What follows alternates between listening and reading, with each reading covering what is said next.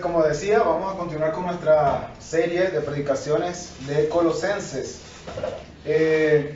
Ya estamos, o vamos a empezar con el capítulo 3. Estamos prácticamente a la mitad de la epístola. Y como yo les decía la semana pasada, lamentablemente, cuando se hicieron las divisiones, aquí se puso en otro capítulo, pero yo creo que esto que vamos a ver hoy es una unidad con lo que vimos nosotros la semana pasada. Y ya vamos a ver por qué. Pero para introducir el tema, si nosotros nos preguntáramos, hermanos, ¿cuál es el propósito por el cual fuimos salvados por Dios? ¿Qué responderían ustedes? ¿Cuál es el propósito por el cual fuimos salvados por Dios? Bueno, en la Escritura nosotros podemos ver, por ejemplo, en Romanos capítulo 8, versículo 19, un texto que yo estoy casi seguro que todos han escuchado en algún momento, dice que Dios nos salvó con el propósito de ser hechos conforme a la imagen de Cristo. Por eso el versículo 28 dice: a los que aman a Dios, todas las cosas ayudan a bien, porque todas las cosas están trabajando conforme a ese propósito. Las pruebas, dificultades, llámelo como usted quiera, enfermedades, muertes de familiares, todo eso está trabajando con un propósito, y ese propósito es hacernos a la imagen de su Hijo. A esto se le llama santificación. La santificación es el proceso que empezó en el momento que usted puso su fe en el Señor Jesucristo y que el Señor le dio la gracia para creer. En ese momento es el nuevo nacimiento del creyente, que es un solo acto, es un momento. El nuevo nacimiento, cuando se usa esa analogía, también porque el bebé cuando nace no nace primero el brazo y después nace la cabeza y después otras partes del cuerpo, sino que nace en un solo momento. El nuevo nacimiento es un solo momento, pero en el momento que nacemos de nuevo, entonces empieza un proceso de santificación progresivo. Todo creyente, todo verdadero creyente, hermano, desea ser santificado. Todo verdadero creyente desea ser santificado, pero muchas veces, hermanos, ese deseo de ser santificado puede convertirse en algo que puede frustrarse. Ese deseo tan intenso puede convertirse en una frustración. Y esa frustración nos puede llevar a buscar esa santificación en otras cosas que no es la verdadera. Podemos empezar a buscar la santificación en cosas humanas, como la que estábamos viendo la semana pasada. En el legalismo, en el misticismo y en el ascetismo. El legalismo, como vimos la semana pasada, hermanos, dice o enseña a querer salvarnos o encontrar el favor de Dios a través de nuestra obediencia. El misticismo procura tener algunas experiencias místicas con Dios. Y el ascetismo lo que hace es que nosotros nos privemos de ciertas cosas, como si la privación por sí sola pudiese hacernos más espirituales. Pero eso no es lo que enseña la Escritura, lo vimos la semana pasada. Estas tres distorsiones que acabamos de mencionar del Evangelio tienen algo en común. Y esto es lo grave, hermano, de estas tres y de cualquier otra distorsión del Evangelio que nosotros podamos implementar. Lo grave que tienen y lo que tienen en común es que presentan a Cristo como un Salvador insuficiente. Presentan a Cristo como un Salvador insuficiente. Insuficiente para salvar, insuficiente para santificar y insuficiente para satisfacernos en Él. Cristo no es suficiente, por lo tanto, yo busco algunas otras maneras donde yo pueda completar esa insuficiencia. Y ese era el mensaje que predicaban, como ya ustedes saben, los falsos maestros en la iglesia o en la ciudad de Colosas y que querían permear la iglesia. Básicamente eran estos tres. Si ustedes quieren crecer espiritualmente, si ustedes deben someterse a ciertas reglas, deben procurar ciertas experiencias místicas y deben abstenerse de ciertas cosas. Pero como vimos la semana pasada, Pablo nos dice que esas costumbres o esas prácticas son inútiles. ¿Por qué? Porque son creadas por el hombre. Son creadas por el hombre. No sustituyen la verdad del Evangelio, porque son creadas por el hombre. Y en vez de ayudarnos a cambiar, esas cosas nos desvían del verdadero Evangelio, del verdadero crecimiento cristiano, de la verdadera santificación que estábamos hablando hace un momento. Entonces, ¿qué debemos hacer para seguir creciendo en nuestra vida cristiana? ¿Cómo podemos seguir avanzando en nuestra vida cristiana a pesar de las tentaciones que vamos a ir encontrando en el camino, que vamos a ir enfrentando cada día? Bueno, eso es lo que Pablo en el capítulo 3, versículo del 1 al 4, nos va a ayudar a entender y a comprender. Por eso he titulado esta enseñanza o este sermón, la vida íntegra del cristiano. La vida íntegra del cristiano. La vida íntegra que tiene que ver con lo que dice, eso es lo que hace. Lo que dice, eso es lo que hace. Cuando nosotros observamos, hermanos, las epístolas del apóstol Pablo, tienen algo bueno, tienen muchas cosas en común, pero específicamente la que quiero mencionar es que cuando usted ve las epístolas de Pablo, siempre en los primeros capítulos Pablo da la doctrina, da la parte teórica de todo, da los indicativos, como también se le puede llamar. Y en este caso, Colosenses no es la excepción.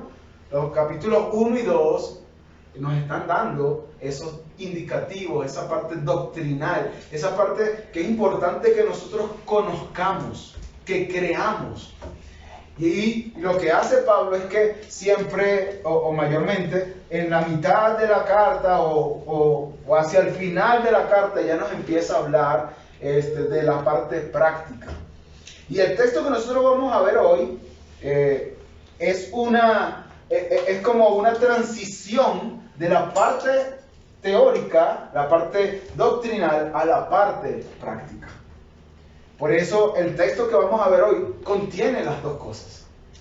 Contiene las dos cosas. Contiene imperativos, que son mandatos, y contiene también indicativos, que son cosas que nos motivan a obedecer esos mandatos. Por lo que vamos a ver, dos puntos solamente va a ser la enseñanza. El primer punto es las exhortaciones a vivir una vida íntegra. Eso lo podemos encontrar en el versículo 1 y 2, las exhortaciones a vivir una vida íntegra. Y el segundo son las motivaciones para vivir una vida íntegra. Vamos a orar, hermanos, para ya entrar al texto. Muchas gracias, Señor, te damos por tu amor, por tu fidelidad, por tu gracia, porque tú, Señor, a través de tu palabra, como cantábamos hace un momento, muestras a Cristo. Oh Dios, nosotros sabemos que por nuestra propia cuenta nosotros no podemos hacer absolutamente nada. Si Cristo, Señor, no está con nosotros, entonces nosotros estaríamos perdidos. Pero Cristo, Señor, ha muerto en la cruz y a través de ese sacrificio ha perdonado todos y cada uno de nuestros pecados, de todos aquellos que han puesto su confianza en Él. Y Él ahora ha abierto la entrada y podemos entrar con confianza al trono de su gracia, a la misma presencia de nuestro Señor. Y te damos gracias, Señor, porque eso solamente lo pudo hacer Cristo en la cruz. Oh Dios, ayúdanos a entender que estamos en tu presencia. Ayúdanos a entender, mi Dios, que nosotros vamos a estudiar tu santa palabra. Ayúdanos a prestar atención, Señor.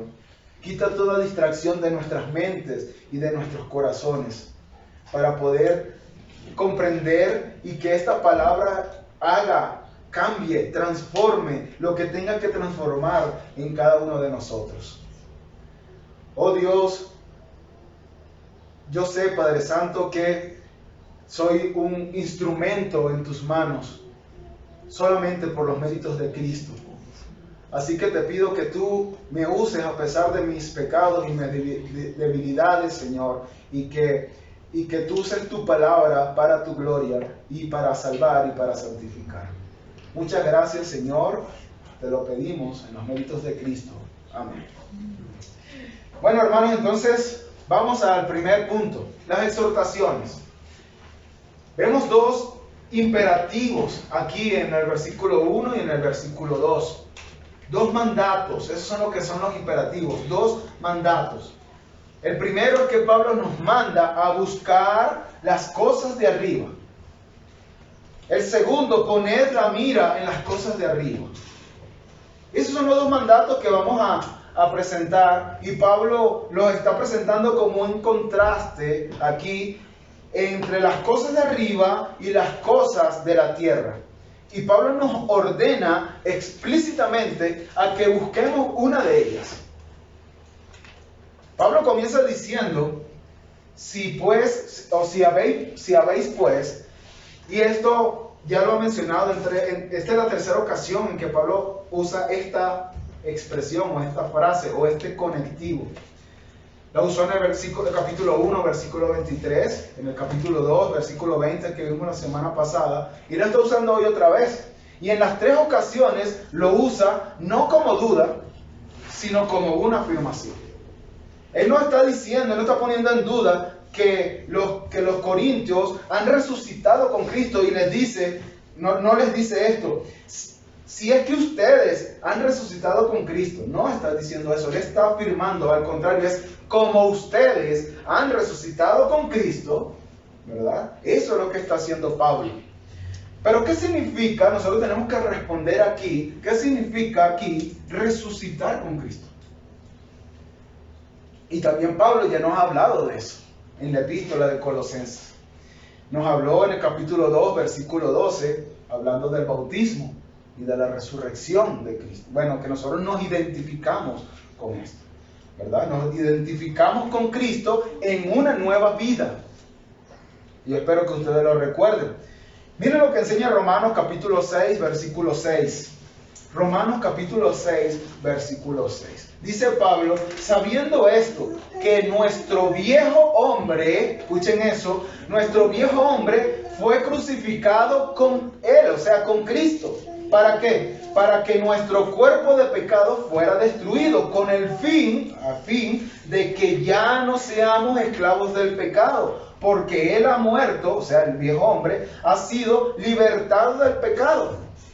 Y si hemos muerto con Cristo, dice Pablo, creemos que también viviremos con Él. Hay una identificación, hermanos, cuando nosotros ponemos nuestra fe en Cristo, nosotros nos identificamos con la muerte de Cristo y con la resurrección de Cristo, de tal forma que tú moriste y que tú resucitaste. Eso es lo que está diciendo Pablo allí. Miren lo que dice Efesios capítulo 2, versículo 6. Efesios 2, 6. Dice, y con Él, o sea, con Cristo, nos resucitó. Y con Él, como nos resucitó, con Él nos sentó en los lugares celestiales en Cristo Jesús. Cuando creemos en Cristo, morimos con Él y resucitamos con Él, y el nuevo hombre, ese nuevo nacimiento, esa nueva persona, tiene una nueva ciudadanía. Dice que nos sienta en lugares celestiales. En palabras de Pablo a los colosenses, ya lo vimos también, de hecho fue una de las primeras enseñanzas, dice que Cristo con su muerte nos libró del dominio de las tinieblas y nos trasladó al reino de su amado Hijo. Eso es lo que hace Cristo, o eso es lo que significa la muerte y resurrección de Cristo. Nos identificamos de tal forma que ahora somos una nueva criatura por lo que Él hizo en la cruz. Ahora nuestra ciudadanía, hermanos, está en los cielos. Por lo tanto, nosotros tenemos que comportarnos como ciudadanos celestiales. Una persona que tiene una ciudadanía celestial naturalmente va a comportarse de esa forma, como un ciudadano celestial. ¿Y cómo se comporta un ciudadano celestial? El ciudadano celestial busca las cosas de arriba. Por eso el mandato de Pablo. Como ya ustedes murieron, como ya ustedes resucitaron, ustedes tienen una ciudadanía celestial, ustedes naturalmente van a buscar las cosas de arriba. Por eso Él da el mandato. Busquen las cosas de arriba. Ahora, el verbo buscar aquí, el verbo buscar es, ya dije, un imperativo, ¿verdad? Es un imperativo, pero está en activo. ¿Qué quiere decir eso? Nosotros hacemos la acción. Nosotros tenemos que buscar. Y eso tiene que ver con la traducción de la palabra, pero no solamente está en activo, ya vamos a ver la traducción de la palabra, no solamente está en activo, sino que está en presente. ¿Qué quiere decir eso? Que es una búsqueda constante, continua. Eso es lo que se nos está mandando. Una mejor traducción sería: estén buscando constantemente las cosas de arriba. Habla de buscar algo intencionalmente para encontrarlo. No es como cuando su esposa o su mamá le dice: búscame las llaves. Y las llaves están ahí y usted le pasa: ¿y dónde están? Que no la encuentro. ¿Dónde están las llaves? No la encuentro. Y las llaves están allí. No es ese tipo de búsqueda que nosotros tenemos que hacer. Es una búsqueda intencional, donde yo pongo toda mi atención en esa búsqueda. Eso es lo que está diciendo. Así como el mercader buscaba las perlas finas, ¿recuerdan esa parábola? ¿Verdad? Que viene después de la parábola del tesoro escondido. Así como esa persona buscaba con esa intensidad las perlas finas de gran valor, o como se nos manda también en Mateo 6:33, a buscar primeramente el reino de Dios y su justicia, es la búsqueda que nosotros tenemos que hacer. ¿Pero la búsqueda de qué? De las cosas de arriba. De las cosas de arriba. Ahora tenemos que preguntarnos, ¿cuáles son las cosas de arriba? ¿A qué se refiere Pablo cuando dice las cosas de arriba? Y literalmente significa lo supremo. Lo supremo, lo celestial, lo superior. Eso es lo que se nos está mandando a que nosotros busquemos. Se refiere al reino de Dios. Como somos ciudadanos del reino celestial, tenemos que comportarnos como ciudadanos de ese reino. Se nos manda que nosotros vivamos con los valores que se viven en ese reino, o que tiene, mejor dicho, el rey que gobierna ese reino. ¿Cuáles son esos valores? Bueno, el contexto nos los dice y lo vamos a ver más adelante.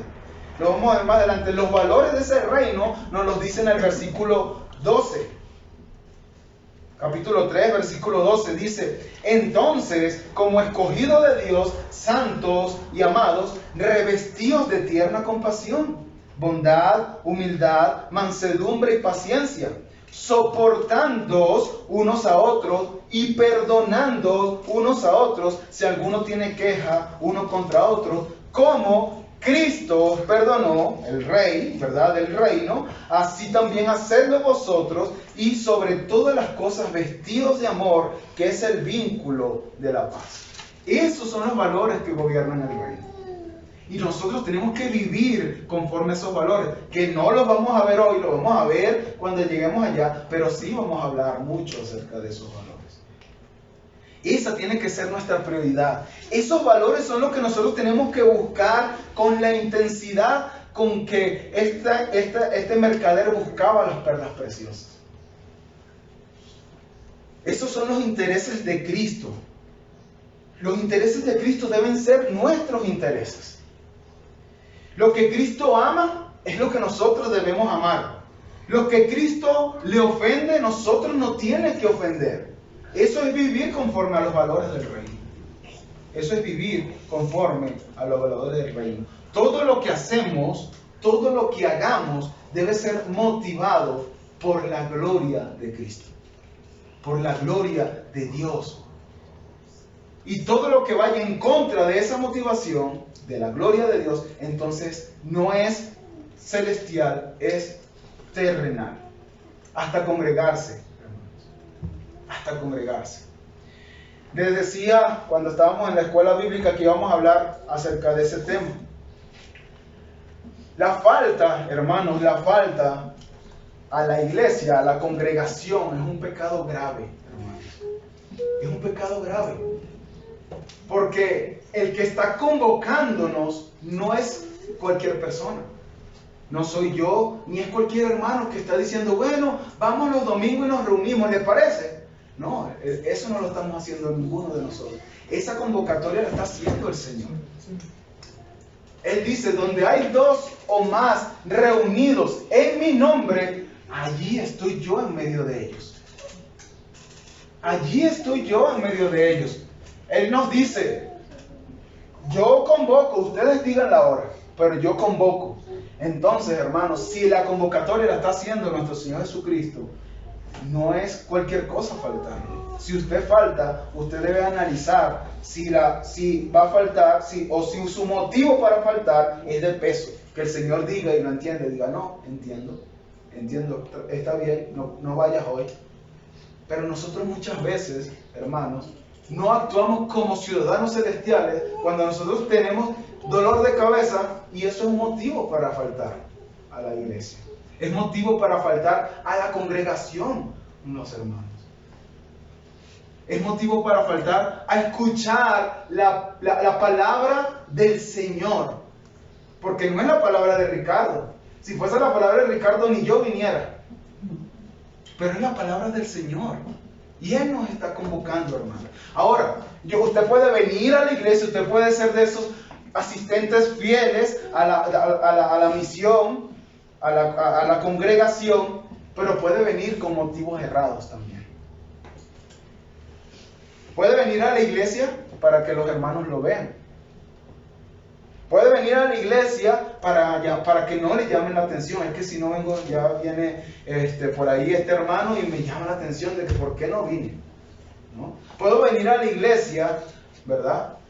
Buscando las cosas, que ser visible aquí dentro de los hermanos y para aparentar que yo soy una persona espiritual.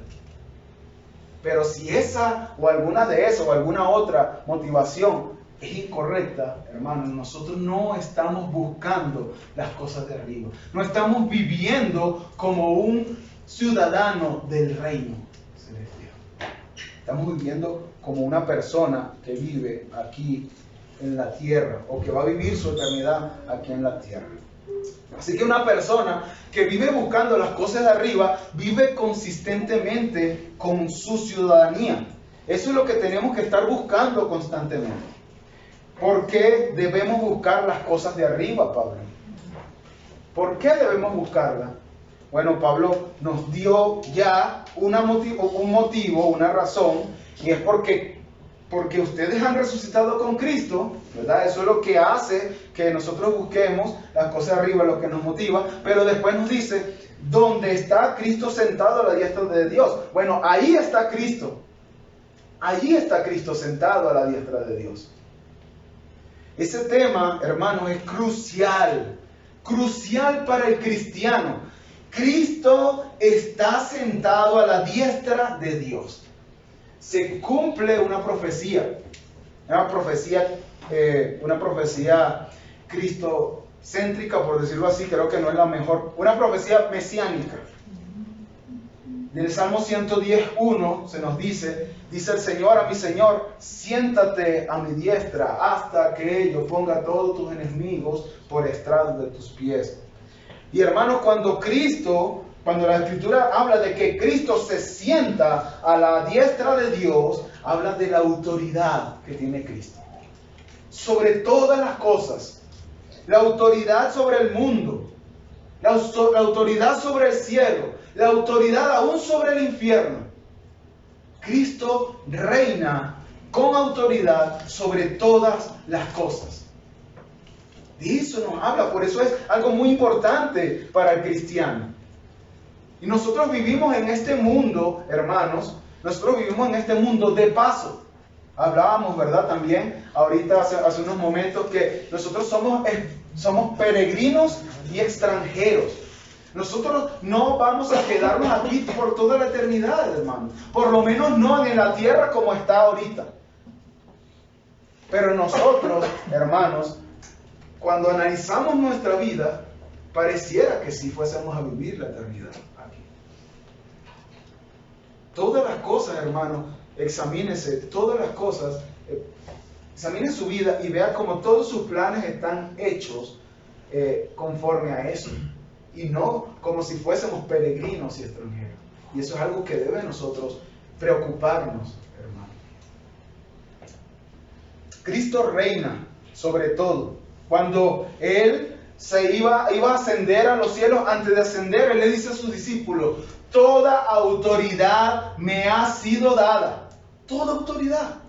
Yo gobierno sobre todo. Eso es lo que está diciendo. Y el cristiano debe vivir sometiéndose a esa autoridad. Eso es lo que nosotros debemos hacer. Debemos vivir sometiéndonos a ese rey.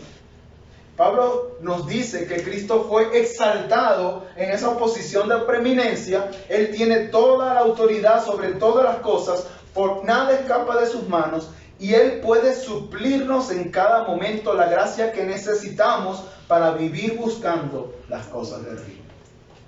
Por eso nosotros tenemos que buscar las cosas de arriba. Porque Cristo reina. Él es el rey. Él tiene autoridad sobre todo. Y es ese rey que te puede suplir la gracia para que tú vivas buscando las cosas de arriba. Y no sé si lo notaron, hermanos, pero este pasaje, estos cuatro versículos, son totalmente cristocéntricos. 4 versículos y Cristo se menciona 5 veces, hermanos. 5 veces. Si habéis resucitado con Cristo, donde está Cristo sentado.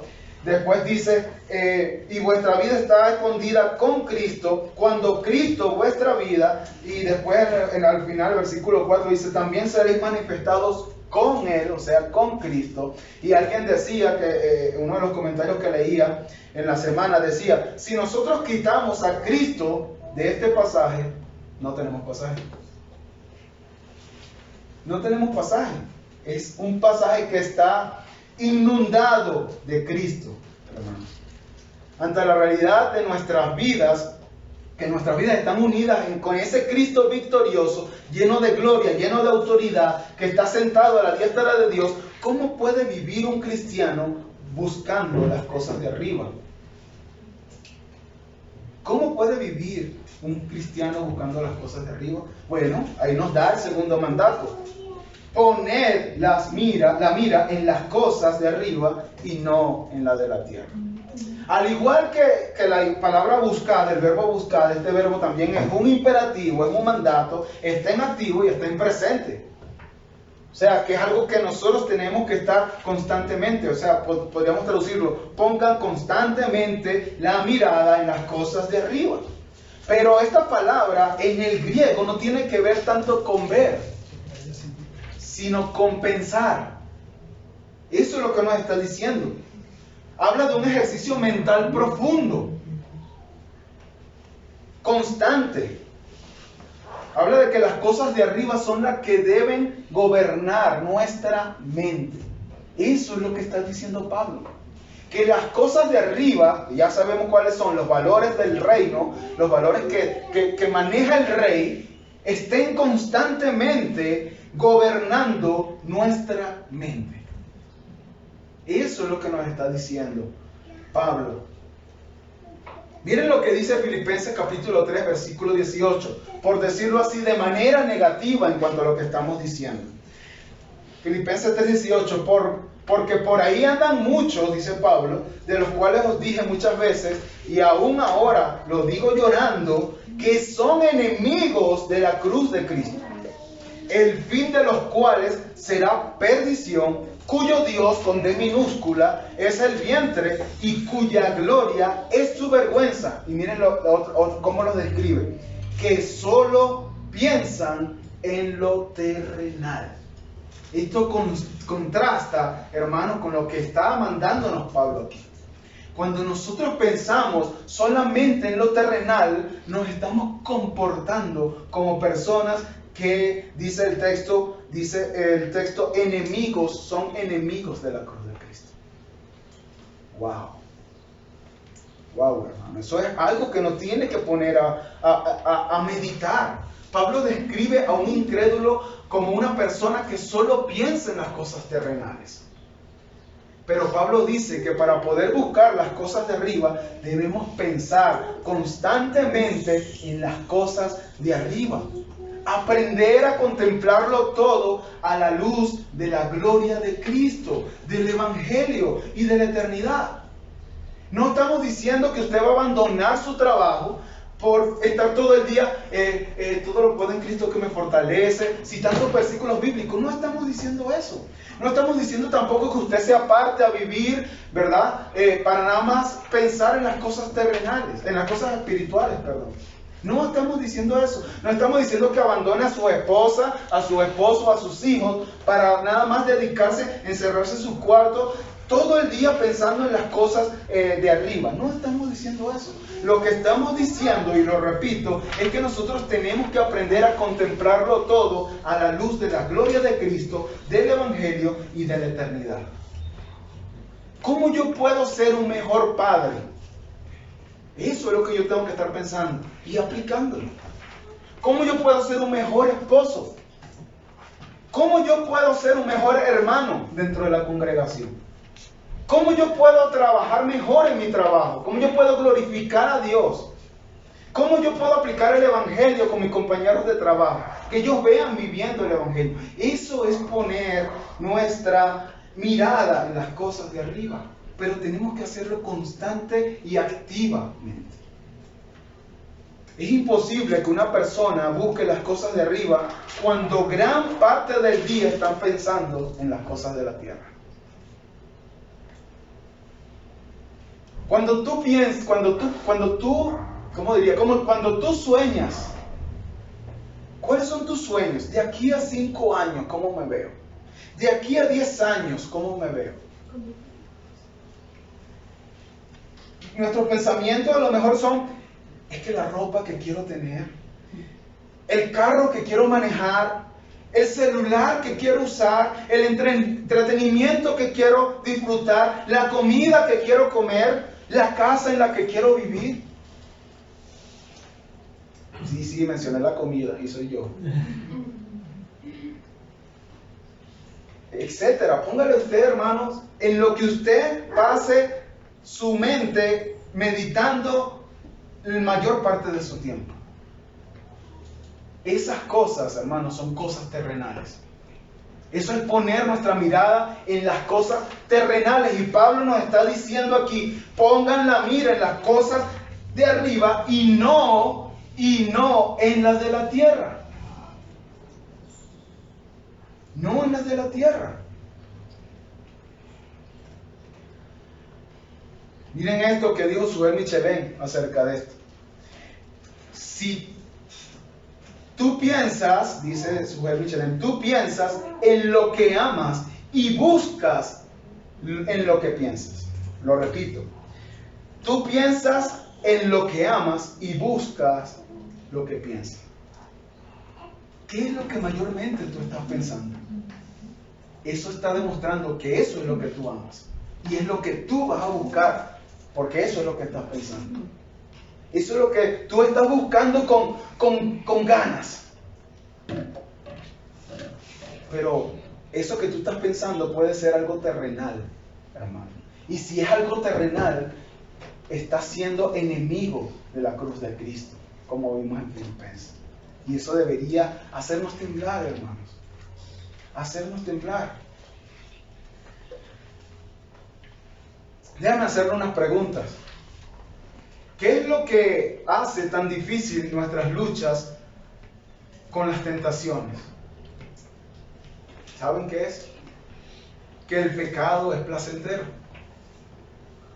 El pecado es placentero, es deleitoso, es difícil de resistir porque posee una impresionante capacidad de dar placer.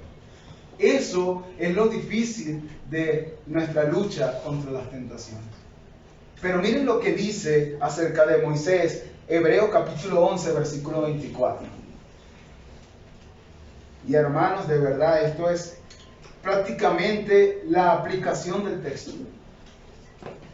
Dice Hebreos 11, 24, por la fe Moisés, hecho ya grande, rehusó llamarse hijo de la hija de Faraón, escogiendo Moisés, antes ser maltratado con el pueblo de Dios, que gozar de los deleites temporales del pecado. ¿Cómo él pudo hacer eso? Bueno, porque Moisés tenía por mayores riquezas el vituperio de Cristo. Cuando Moisés comparó los vituperios de Cristo, las riquezas del vituperio de Cristo, con los tesoros de los egipcios, cuando Moisés comparó lo que dice después, porque él tenía puesta la mirada en el galardón, ese galardón con las riquezas de los tesoros de Egipto, hermanos, Moisés no dudó en escogerlo. No dudó en sacrificar ese deleite temporal del pecado. Porque él sabe que la gloria del galardón es eterna. No se compara. No se compara. No se compara. Es cuestión de perspectiva, hermano. Es cuestión de motivación. Entonces, ¿cómo podemos vencer las tentaciones? Bueno, la única manera de poder vencer las tentaciones es entendiendo el valor de Cristo. Entendiendo el valor del galardón que obtendremos en Cristo. Y hay un texto que no lo tengo aquí, hermanos, pero definitivamente un texto que nos va a dar mucha luz acerca de lo que estamos hablando. Y es Filipenses capítulo 3. Filipenses capítulo 3. Lo citamos en algún momento durante esta serie, a lo mejor lo vamos a seguir citando, pero Filipenses capítulo 3, Pablo empieza a dar su currículum. Empieza a decir que él es hebreo, que él es en cuanto a la ley fariseo, en cuanto al celo perseguidor de la iglesia, en cuanto a la justicia de la ley, hallado irreprensible. Pero después en el versículo 7 dice, pero todo lo que para mí era ganancia, lo estimo como pérdida por amor a Cristo. Aún más, dice él, yo estimo como pérdida todas las cosas en comparación del incomparable valor de conocer a Cristo Jesús, mi Señor, por quien lo he perdido todo y lo considero como basura a fin de ganar a Cristo. ¡Wow! Eso es buscar las cosas de arriba y poner nuestra mirada en las cosas de arriba, hermano. Eso es entender el valor de Cristo. Eso es ver, es que nuestras mentes sean controladas, sean cautivadas por la belleza y la majestad de Cristo. Eso es poner nuestra mirada en las cosas de arriba. Eso fue lo que hizo Moisés. No a través del legalismo, no a través del misticismo, no a través del ascetismo. Nosotros no podemos ser mejores cristianos a través de esas cosas, hermano. Al contrario, nos desviamos. Sino que si queremos ser mejores cristianos, si queremos ser mejores hijos de Dios, nosotros tenemos que buscar las cosas de arriba. Pensando las cosas de arriba donde está Cristo sentado a la diestra de Dios. Y hermanos, piensa esto. Si vives pensando, si tu tiempo mayormente, tu mente mayormente piensa en las cosas terrenales, ¿no sería ilógico que cuando tú mueras quieras ir al cielo? Si lo que tú amas son las cosas de la tierra. Es ilógico. Yo amo y vivo peleando y luchando y buscando las cosas terrenales durante toda mi vida, pero cuando yo muera sí quiero vivir en el cielo. Eso es algo totalmente ilógico. La cuestión, hermano, es que lamentablemente nosotros vivimos de esa forma, pero anhelamos estar en el cielo. Miren lo que dice C.S. Lewis, el autor de las Crónicas de Narnia. Dice: el problema del incrédulo es que es muy fácil de satisfacer. Él se entretiene con boberías cuando fue creado por Dios para disfrutar de los placeres mucho más gloriosos. Y dice Lewis, ahora pone un ejemplo, es como el niño, miren lo que dice, es como el niño que rechaza ir a la playa a pasarse un día en el mar porque quiere hacer pasteles de lodo en su casa. En el mar tiene toda la arena que él quiera para hacer todos los pasteles que él quiera, pero él está enfocado en el deleite temporal del pecado, porque no ve la grandeza de Cristo, no ve la gloria de Cristo.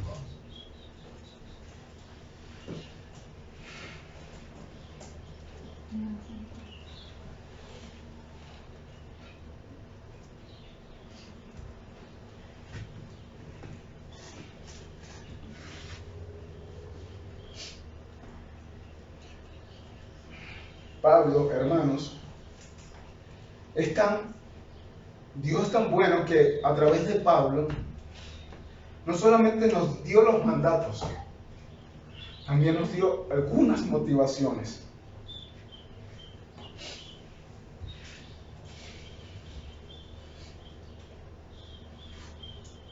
Vamos a nuestro segundo encabezado: las motivaciones para vivir una vida íntegra. Una vida íntegra. Versículos 3 y 4. Allí vamos a poder encontrar 3 motivaciones. La primera es: el creyente está unido a Cristo en su muerte. Una vez más, Pablo nos lleva a meditar y a contemplar la unión que tiene el creyente con Cristo. Capítulo 2, versículo 12, capítulo 2, versículo 20, capítulo 3, versículo 3, que es el que estamos viendo ahorita, y el versículo 1 nos habla de la resurrección. ¿Ven el énfasis? La repetición, ¿la ven?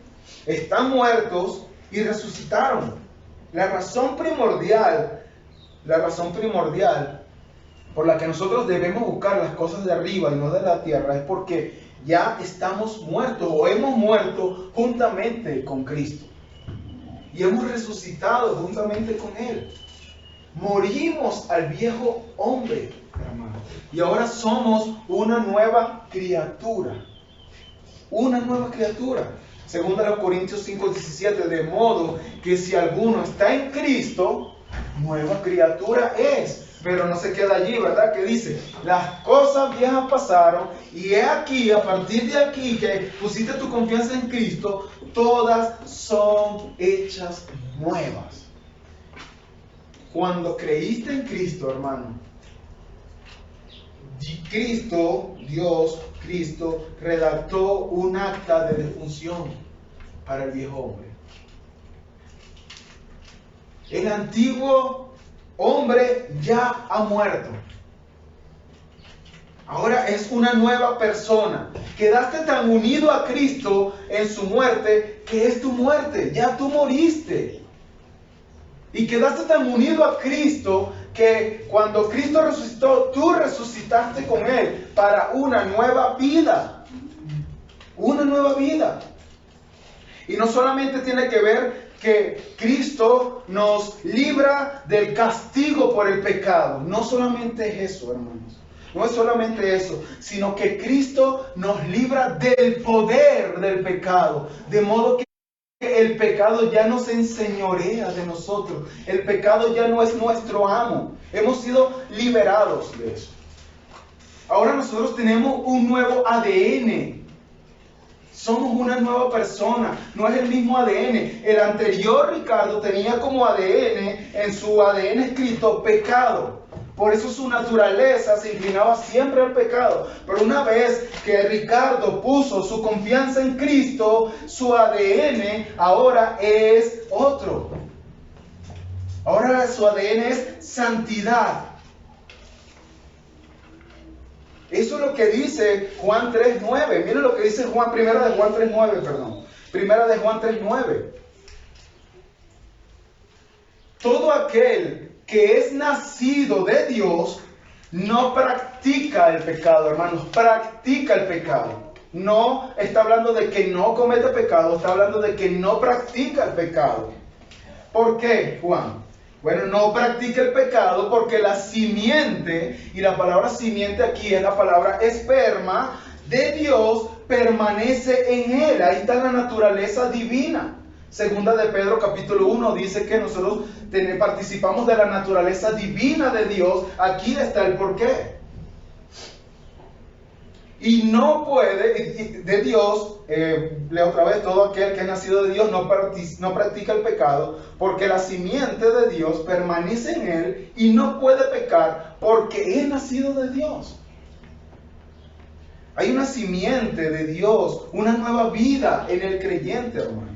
Lo que ocurre cuando creemos en Cristo es que morimos a nuestra antigua vida y a nuestras antiguas metas, a nuestros antiguos placeres, a nuestros antiguos deleites. Todo eso morimos cuando nosotros nacemos de nuevo en Cristo. Nosotros tenemos que aprender a ver esta nueva vida en Cristo. Tenemos que aprender a ver a Cristo como la fuente, como nuestro centro y como nuestro modelo. Romanos capítulo 6, versículo 11 dice: así también vosotros, consideraos muertos al pecado, pero vivos para Dios en Cristo Jesús nuestro Señor. La Escritura está inundada, hermanos, inundada de estos textos.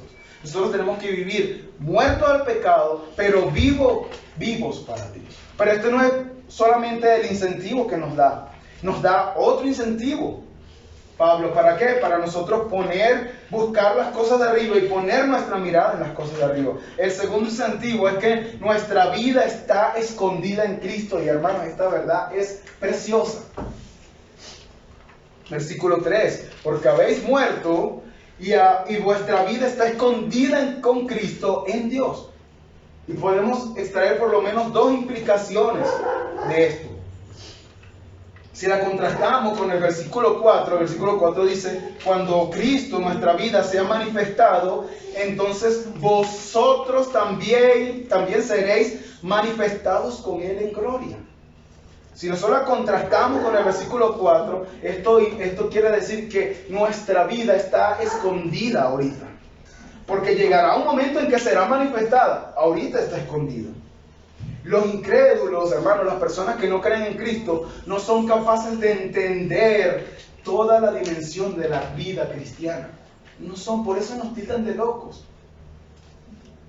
Por eso nos tildan de locos, porque ellos no pueden entender cómo es que nosotros nos sometemos a un Dios que no vemos. ¿Cómo es posible que ustedes se sometan a un hombre que nació en una región del Medio Oriente y ese hombre murió en la cruz y a través de esa muerte salve a todos aquellos que pongan su confianza en Cristo? Eso es locura, hermanos. Eso está escondido para los incrédulos. Pero no solamente de esa forma, sino también está escondida en este mismo punto para los incrédulos, en el sentido de que cómo es posible que un cristiano, cuando esté pasando por dolor, puede estar gozoso. Eso es algo ilógico. Y no me refiero a gozoso con estar todo el día riéndose, sino entendiendo que sea lo que sea que esté pasando, está bajo la soberanía del Señor. Y eso en un sentido, cuando ponemos nuestra confianza en eso, cuando creemos eso, entonces eso trae paz a nuestra mente, a nuestra vida, a nuestro cuerpo. Eso es una locura. Eso está escondido. ¿Cómo es posible que antes este cristiano era un miserable y ahora es coheredero de la coheredero con Cristo. Eso está escondido, hermano, pero va a ser revelado. El versículo 4, y ya vamos a hablar acerca de eso. No hay una cosa más extraordinaria, hermanos, que la vida de un cristiano. Pero los incrédulos no lo ven. Los incrédulos ven como estos están perdiéndose de la gran vida. Estos no pueden ir a un antro, no van a los antros porque esto es deleitoso. Y ellos no lo hacen. Y ven como sacrificio. Pero el verdadero cristiano que entiende que Cristo está sentado a la diestra de Dios y entiende quién es Cristo, lo hace deleitándose en eso. Pero en un segundo punto, o una segunda forma, una segunda implicación de que nuestra vida esté escondida con Cristo, hermanos, y esto es precioso, es que nuestra vida está completamente segura. Miren lo que, ven como dice el texto. Dice, y vuestra vida está escondida con Cristo en Dios. Está escondida con Cristo en Dios. No hay manera, hermanos, en que nosotros podamos perder esa nueva vida. No hay manera. Miren lo que dice Juan 10, 27. Juan 10, 27. Mis ovejas oyen mi voz, y yo las conozco y me siguen. Y yo les doy vida eterna, y no perecerán jamás, ni nadie las arrebatará de mi mano, de la mano de Cristo, dice Cristo. Mi Padre que me las dio es mayor que todos y nadie la puede arrebatar de las manos de mi Padre. Hermano, ¿quién puede arrebatar a una persona, la salvación de una persona, de la mano de Cristo y de la mano del Padre? ¿Quién? Nadie. Estamos seguros. Es lo mismo que dice Romanos 8:35. ¿Quién nos separará del amor de Cristo? Nada. Nadie. Somos más que vencedores por medio de aquel que nos amó. Díganme, hermano, ¿no es esto un poderoso incentivo para buscar las cosas de arriba? Y no las de la tierra. Pero hay todavía un tercer incentivo. Cuando Cristo se manifieste en su segunda venida, seremos manifestados con Él en gloria. Versículo 4. Cuando Cristo, nuestra vida, sea manifestado, entonces vosotros también seréis manifestados con Él en gloria. Esa vida que ahorita está escondida, hermanos, de hecho, la palabra escondida viene ya lo habíamos visto también en algún momento, de la palabra cripto, que significa escondido o seguro. ¿Ok? Pero esa vida que ahorita está escondida, en algún momento algún día será públicamente manifestada en todo su esplendor. ¿Cuándo será esto, hermano? ¿Cuándo será esto? Entonces esto dice, cuando Cristo, nuestra vida, sea manifestado. Y esto se refiere a la segunda venida de Cristo. Antes del milenio, después del milenio, durante el milenio, como usted lo crea, no importa, pero Cristo va a venir y esa vida va a ser manifestada. Va a ser manifestada. Ese día el mundo será testigo de algo impresionante. Para los incrédulos será aterrador, hermanos. Será aterrador. Esos cristianos que menospreciaban, esos cristianos de los que tanto se burlaban, como personas sin valor, no solo reinarán al lado del Rey de Reyes y Señor de Señores, sino que también compartirán su gloria. Eso lo enseña la Escritura. Nosotros estamos esperando para nosotros también compartir la gloria de Cristo. Vamos a tener esa gloria con nosotros, y eso no lo estoy inventando yo. Miren lo que dice Romanos 8:18. Romanos 8:18 dice, pues tengo por cierto que las aflicciones del tiempo presente no son comparables con la gloria venidera que en nosotros ha de manifestarse. Mateo 13:43 dice: entonces los justos resplandecerán como el sol en el reino de su Padre. Está hablando de la gloria. ¿Saben lo que eso significa, hermano? Que algún día nosotros seremos completamente librados de todo impulso pecaminoso. Eso que con lo que tú luchas ahorita, un día, si eres creyente, si eres un verdadero creyente, busca las cosas de arriba y pones la mira en las cosas de la tierra, ¿verdad? Un día, hermano, toda esa lucha con el pecado que tú tienes va a ser eliminada. Ya no va a hacer falta. Y yo no sé usted, pero yo lo anhelo. Yo anhelo que llegue eso. Yo lo anhelo. Todo lo que sea contrario en nuestro carácter al carácter de Cristo va a ser quitado de nosotros. Ahorita está siendo quitado poco a poco, a través de las circunstancias, a través de las situaciones. Pero va a llegar un día, hermano, en que hasta donde habemos llegado, y de repente a la imagen de Cristo, totalmente. Toda la envidia, todos los pensamientos de lujuria, todos los pensamientos pecaminosos, toda la ansiedad, todo el pecado se va, todo. Enfermedades se van, todo. Egoísmo, orgullo, todo. Todo nuestro ser, nuestra alma, nuestro cuerpo será transformado, todo. De tal manera que seremos semejantes a nuestro bendito y glorioso Salvador. Amén.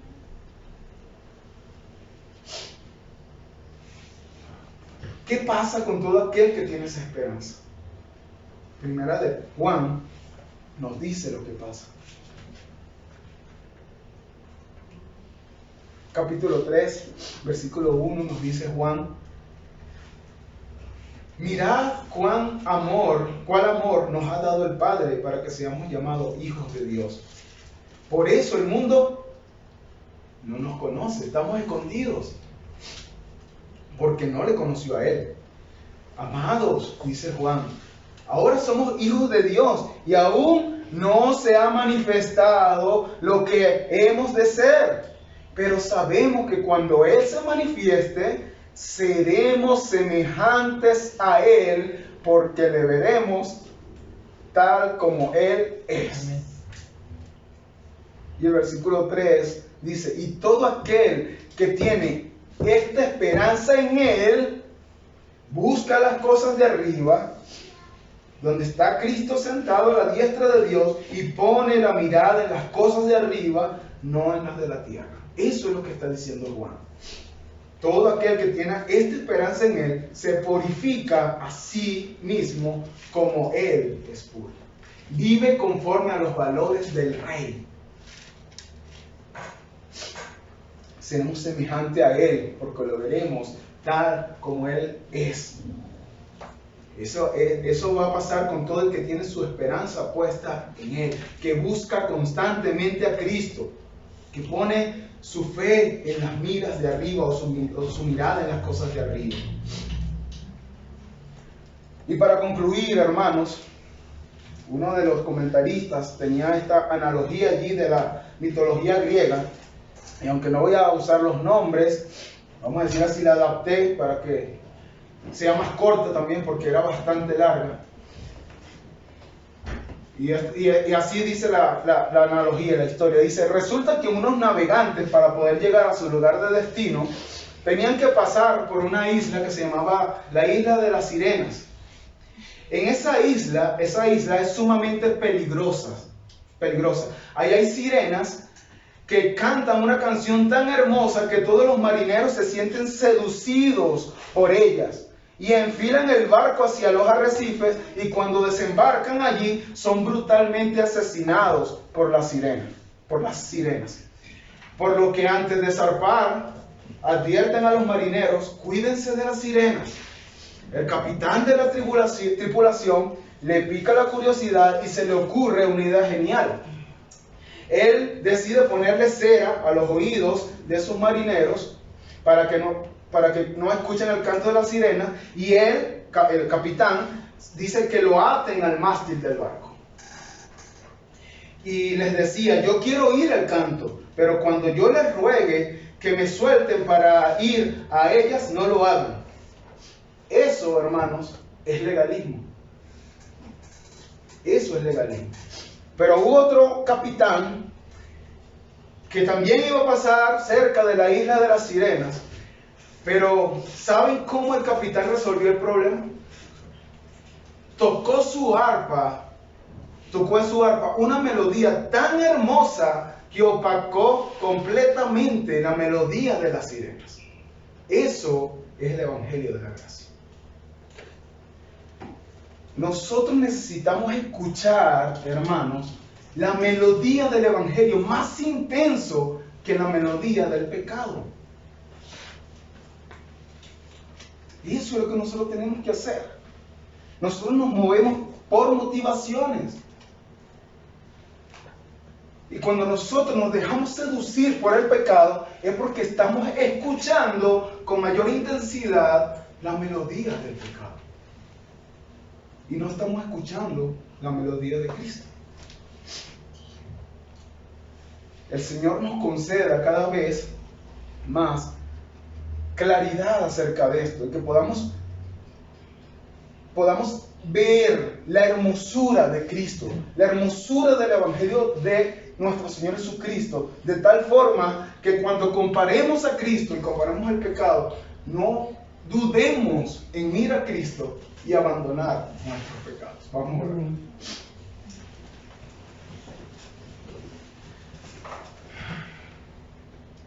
Señor, te damos gracias por tu palabra.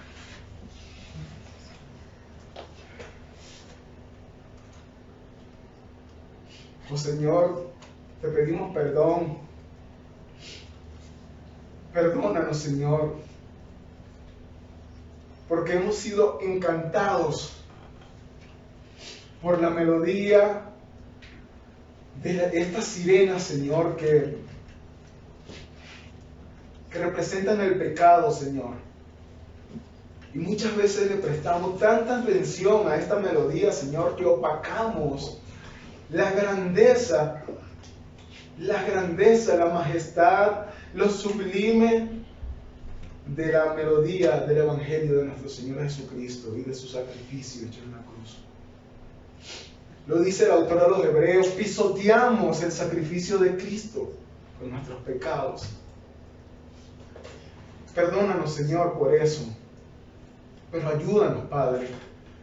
Ayúdanos, porque es una gracia tuya, a poner nuestra mirada en las cosas de arriba, a buscar las cosas que están allá arriba, a vivir como ciudadanos del reino celestial, Señor. Ayúdanos, Padre. Ayúdanos a que nuestra mente no esté permeada constantemente por las cosas de aquí. No es que no sean necesarias las cosas aquí. No es que no podamos hacer planes aquí en la tierra mientras estemos aquí, sino que nuestros planes estén hechos entendiendo de que nuestra vida aquí es de paso y tendremos una vida eterna, Señor, reinando contigo y compartiendo la gloria contigo, Señor, por la eternidad. Si nosotros tenemos eso en nuestras mentes, Señor, vamos a vivir con nuestros ojos puestos en las cosas de arriba, buscando las cosas de arriba donde está sentado a la diestra del Padre. Ayúdanos, mi Dios. Ayúdanos, mi Dios, que las personas, los hermanos que se congregan aquí en esta misión, Señor, sean diferentes porque ellos pueden buscar las cosas de arriba.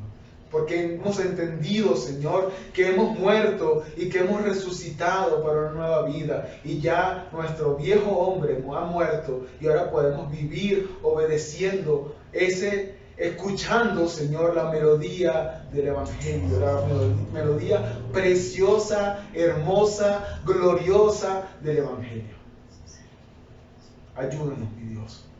Dependemos de ti, pero también ayúdanos a esforzarnos, pon en nosotros el querer como el hacer, porque tú nos los estás mandando, Señor. Nosotros tenemos que ser activos en obedecer estos mandatos, pero siempre en dependencia de tu gracia. Muchas gracias, Padre. Amén.